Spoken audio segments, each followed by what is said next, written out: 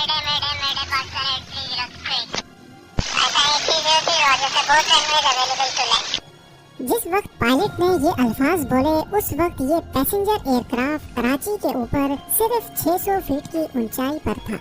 पाकिस्तान के सबसे बड़े शहर कराची में कड़कती गर्मी की वजह से हर कोई अपने घरों में बंद था। दोपहर के 2:35 हो रहे थे और किसी को भी मालूम नहीं था कि कुछ ही लम्हों के बाद कराची में एक इमरजेंसी सिचुएशन पैदा होने वाली है, क्योंकि पाकिस्तान इंटरनेशनल एयरलाइंस PK 8303 के पायलट ने मेडे का डिस्ट्रेस सिग्नल दे दिया था। इसका मतलब था कि पायलट बेबस हो चुका है और जहाज अब उसके कंट्रोल से बाहर जा चुका है।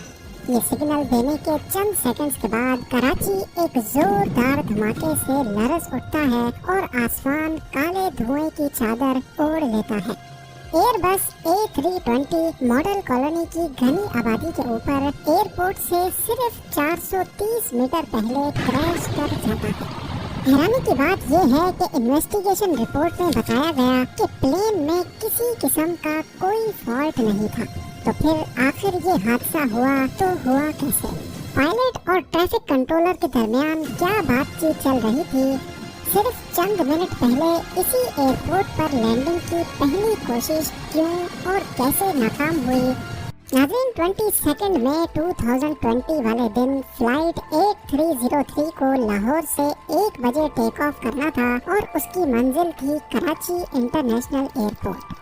ये एक छोटी फ्लाइट थी जिसको तकरीबन 1 घंटे 45 मिनटों में अपनी मंजिल पे लैंड करना था।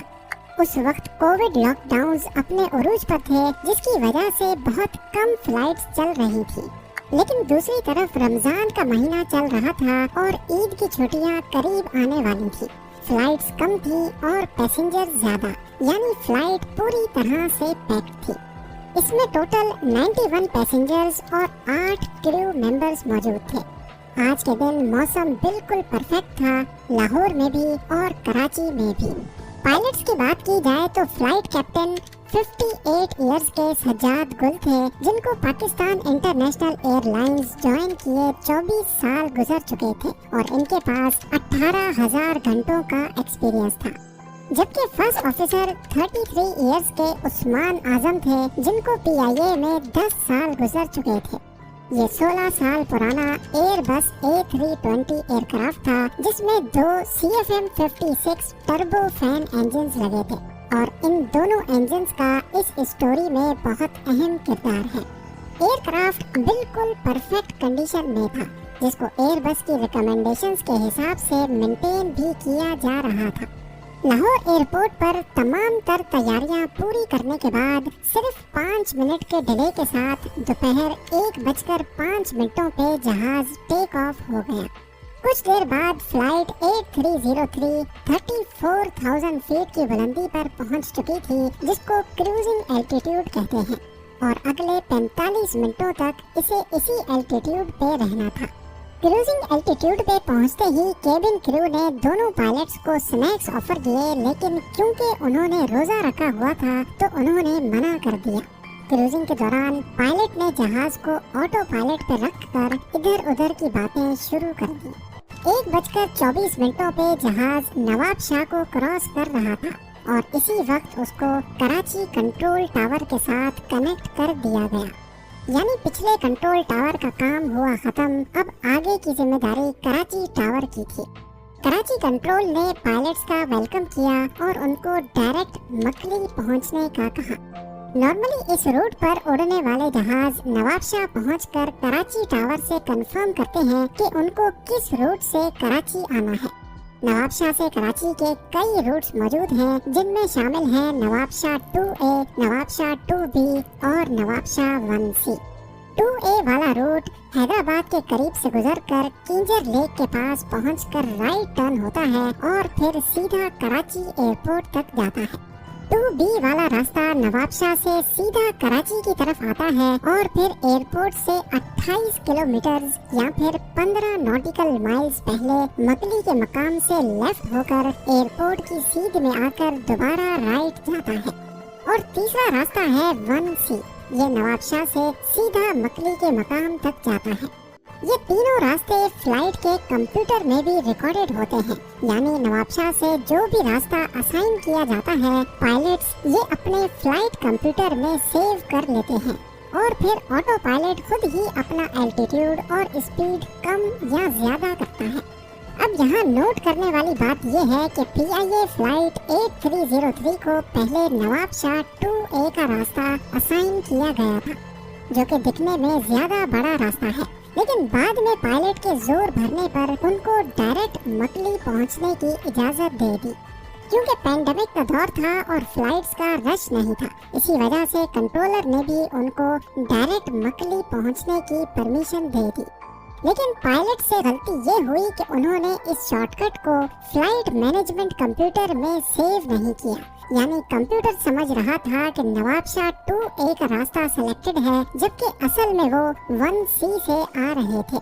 नवाबशाह पे जहाज की ऊंचाई 34,000 फीट थी, 34,000 फीट, और मकली वे पॉइंट पर यानी कराची एयरपोर्ट से 28 किलोमीटर पहले जहाज को 7,000 फीट तक होना चाहिए था।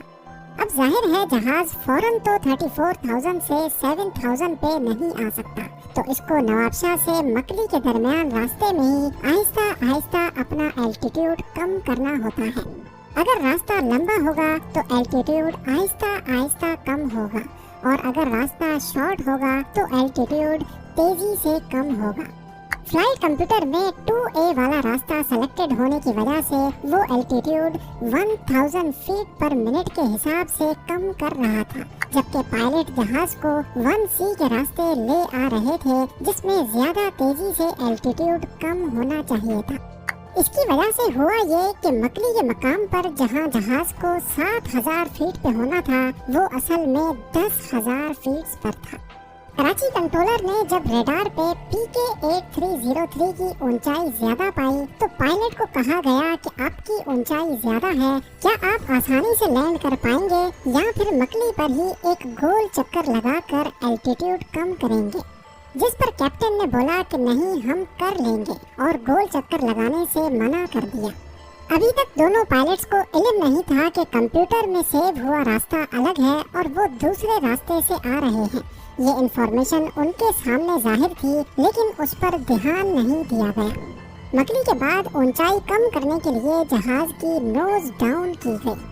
अब ये तेजी से नीचे आ रहा था, करीब 2400 फीट पर मिनट की स्पीड से, यानी 1 मिनट में 2400 फीट कम हो रहे थे, और नोज डाउन होने की वजह से जहाज की स्पीड भी बढ़ गई।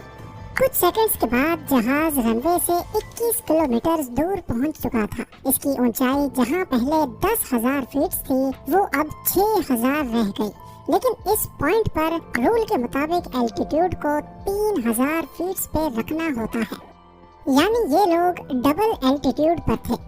इस दौरान कंट्रोलर ने कई बार कैप्टन से राब्ता करने की कोशिश की, लेकिन फ्लाइट डाटा रिकॉर्डर के मुताबिक पायलट ने गलती से रेडियो फ्रीक्वेंसी चेंज कर दी थी। जब कैप्टन से राब्ता नहीं हो पा रहा था, तो फिर इमरजेंसी फ्रीक्वेंसी के जरिए कैप्टन से राब्ता किया गया और उनको कहा गया कि आप 6,000 फीट पर हैं, जबकि यहाँ आपको 3,000 फीट पे होना चाहिए। उनको दोबारा से ऑर्बिट करने का कहा गया, जिससे जहाज की स्पीड और एल्टीट्यूड दोनों कम हो सकते थे। लेकिन इस बार भी कैप्टन ने ये कहते हुए मना कर दिया कि हम रनवे पर एस्टेब्लिश हो चुके हैं, हम कर लेंगे। इस मौके पर कैप्टन ने फर्स्ट ऑफिसर को कहा कि देखना, लैंड करने के बाद ये लोग हैरान रह जाएंगे। ये आवाज कॉकपिट वॉइस रिकॉर्डर में भी रिकॉर्ड हुई और कराची कंट्रोलर ने भी सुन लिया। कंट्रोलर ने दोबारा से उनको ऑर्बिट करने की हिदायत दी, जिस पर कैप्टन ने तीसरी बार भी मना कर दिया। इस पॉइंट पर कैप्टन को अपनी गलती का एहसास हुआ कि असल में फ्लाइट कंप्यूटर में 2A का रास्ता सिलेक्टेड था, जबकि वो 1C से आए थे। इस पर उनको ये कहते भी सुना गया, ओह ये क्या हो गया, रुके रुके, होल्ड खत्म करें। जिस पर फर्स्ट ऑफिसर ने अपना होल्ड खत्म करके कैप्टन को सारा होल्ड दे दिया। याद रहे कि यहाँ तक जहाज को फर्स्ट ऑफिसर फ्लाई कर रहे थे, जबकि कैप्टन की जिम्मेदारी हर चीज पर नजर रखना थी, और कैप्टन को इस बात का इल्म नहीं था कि फर्स्ट ऑफिसर ने लैंडिंग गियर नहीं खोला। PK 8303 बहुत तेजी से नीचे आ रही थी और एक मौके पर इसकी स्पीड 650 किलोमीटर फी घंटा से भी बढ़ गई, जिस पर वार्निंग अलार्म्स बजना शुरू हो गए। जैसे ही वो जमीन के करीब पहुंचे तो क्योंकि उनका लैंडिंग गियर नहीं खुला था, इस पर दूसरा अलार्म भी बजने लगा। इस पॉइंट पर फर्स्ट ऑफिसर डर गए और पायलट को कहा कि सर, क्या वाकई हमें एक ऑर्बिट ले लेना चाहिए जिससे स्पीड और ऊंचाई दोनों पर काबू पाया जा सकता है। लेकिन कैप्टन अपनी जिद पर अड़े हुए थे। जब वो रनवे के करीब पहुंचे तब तक जहाज में मल्टीपल अलार्म्स बज रहे थे, जिसमें एक लैंडिंग गियर का भी था। इसी कंफ्यूजन में बिना लैंडिंग गियर खुले ही जहाज को रनवे पर उतार दिया गया। 16 सेकंड्स में 4 बार जहाज रनवे से टच हुआ, जिसकी वजह से केबिन में काफी झटके आए और जहाज के दोनों इंजन्स रनवे पर रगड़ते गए और उनमें से ऑयल लीक करने लगा। कैप्टन, जो पहले ही अलार्म्स की वजह से कंफ्यूज हो चुके थे, इस पॉइंट पर आकर उनको एहसास हुआ कि उनसे क्या गलती हो गई है। लेकिन तभी फर्स्ट ऑफिसर चिल्लाकर बोले, sir take off, sir take off. घबराहट में कैप्टन ने फर्स्ट ऑफिसर की बात मान ली और लीवर नीचे करके जहाज को दोबारा ऊपर उठा दिया। एक्सपर्ट्स का मानना है कि इस मौके पर जहाज को रनवे पर ही अपने हाल पे छोड़ देना चाहिए था। ज्यादा से ज्यादा इंजन में आग लग जाती, लेकिन कम से कम वो एयरपोर्ट इमरजेंसी सर्विस के करीब तो होते। चांस था कि उस आग पर भी काबू पाया जा सकता था, लेकिन कैप्टन ने ऐसा नहीं किया। दोबारा टेक ऑफ करने पर उनको एहसास हुआ कि एक इंजन रगड़ खाने की वजह से फेल हो चुका है और अब जहाज सिर्फ एक ही इंजन पर उड़ रहा था और उसकी हालत भी कुछ ठीक नहीं थी, क्योंकि ऑयल दोनों इंजन्स में से लीक हुआ था। अब वो 3000 फीट की ऊंचाई पर पहुंचकर गो अराउंड करके दोबारा रनवे की तरफ बढ़ रहे थे, जिस पर कंट्रोल टावर ने उनको कहा कि तमाम रनवेज खाली हैं, आप किसी पर भी लैंड कर सकते हैं।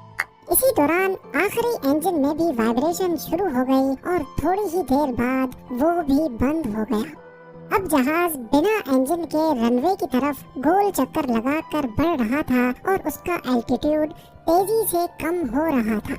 इस बार कैप्टन ने लैंडिंग गियर काफी पहले ही खोल दिए थे, जिसकी वजह से ड्रैग पैदा हो रहा था और स्पीड कम हो रही थी। वो स्पीड जिसकी इस वक्त उनको सबसे ज्यादा जरूरत थी। 600 फीट की ऊंचाई पर वो रनवे की सीध में आ चुके थे, लेकिन कैप्टन को अंदाजा हो चुका था कि वो रनवे तक नहीं पहुंच पाएंगे और तभी उन्होंने मेडे की कॉल दे दी। बस फिर कुछ ही सेकंड्स के बाद रनवे से सिर्फ 1340 मीटर पहले 2:45 पे PIA flight PK-8303 model colony के घरों के ऊपर जा गिरी। इस क्रैश से पैदा होने वाले धमाके को मीलों दूर तक भी सुना गया और काला धुआं आसमान पर उठने लगा। क्रू समेत जहाज में 99 पैसेंजर्स में से 2 लोग हैरत अंगेज तौर पे बच गए, जबकि घरों पर क्रैश करने की वजह से ग्राउंड पर एक जान का नुकसान हुआ। इमरजेंसी सर्विस फौरन पहुंच गई, लेकिन तंग गलियों की वजह से उनको काम करने में काफी मुश्किल का सामना करना पड़ा। इन्वेस्टिगेशन रिपोर्ट के मुताबिक इस एक्सीडेंट की जिम्मेदारी कैप्टन पर जाती है, जिन्होंने बार बार रूल्स एंड रेगुलेशन की खिलाफ वर्जी की और कई बार ट्रैफिक कंट्रोलर की इंस्ट्रक्शंस को मानने से इनकार किया। दूसरी जिम्मेदारी एयर ट्रैफिक कंट्रोलर की थी। उन्होंने पायलट को क्यों नहीं बताया कि उनका लैंडिंग गियर नहीं खुला हुआ। अगर पहले अटेम्प्ट में ही गियर खुला होता तो शायद ये नौबत ही नहीं आती। तीसरी वजह बताई गई कि दोनों पायलट्स उस दिन रोजे से थे, यानी उन्होंने पिछले 7-8 घंटों से कुछ नहीं खाया पिया था। बाद में रोजा रखकर फ्लाइंग करने पर पाबंदी लगा दी गई। इसी इन्वेस्टिगेशन रिपोर्ट में ये बात भी निकल कर सामने आई कि पाकिस्तान इंटरनेशनल एयरलाइंस के 40% पायलट्स के पास लाइसेंस ही नहीं है। इससे PIA का नॉन सीरियस बिहेवियर जाहिर होता है कि उन्होंने पायलट्स पर सख्ती क्यों नहीं की और क्यों उनको इतनी आज़ादी दी कि वो पैसेंजर्स की जान दांव पर लगाकर रूल्स की खिलाफ वर्जी करते रहे।